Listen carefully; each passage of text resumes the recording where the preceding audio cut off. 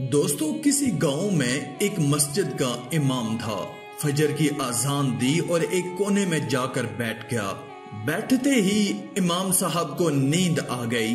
جب آنکھ کھلی تو دیکھا کہ سامنے سب لوگ کھڑے ہیں اور امام صاحب کا انتظار کر رہے ہیں کہ آ کر نماز پڑھائیں۔ اب امام صاحب کو ٹینشن یہ ہو گئی، ان کو معلوم تھا کہ اگر نیند کا غلبہ آ جائے تو وضو فرض ہو جاتا ہے۔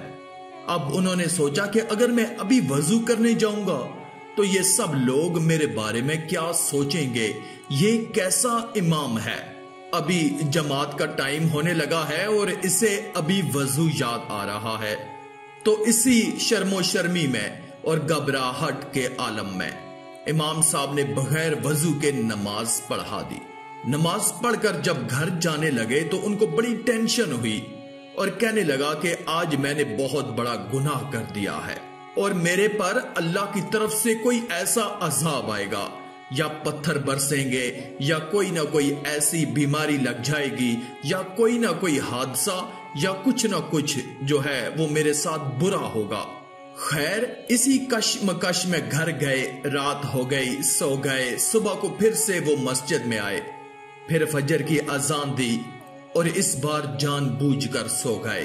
انہوں نے سوچا کہ پچھلی دفعہ تو میرے ساتھ کچھ ہوا نہیں تھا، تو سو گئے۔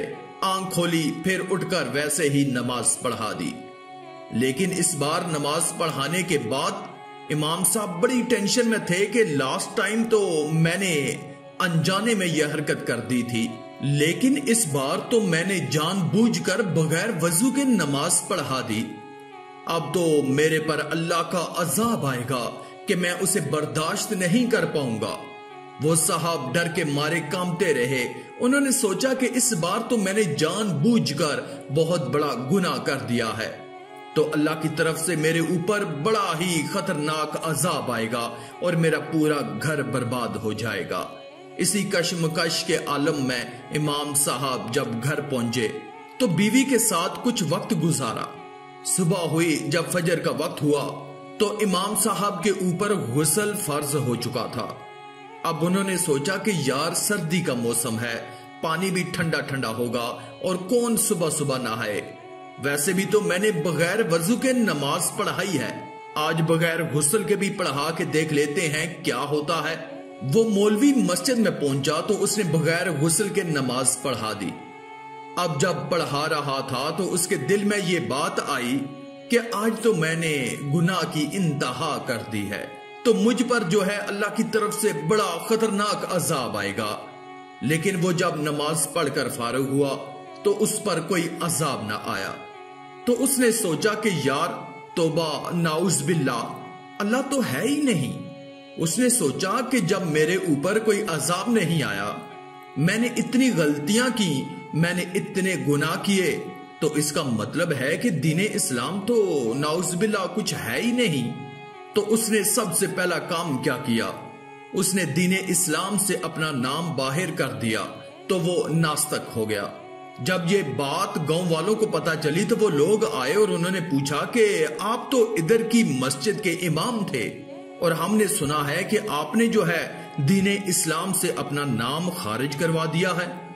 تو اس نے بتایا کہ ہاں، میں نے ایک بار بغیر وضو کے نماز پڑھائی، میں نے بغیر غسل کے بھی نماز پڑھائی، لیکن میرے اوپر کوئی اللہ کی طرف سے عذاب نہیں آیا۔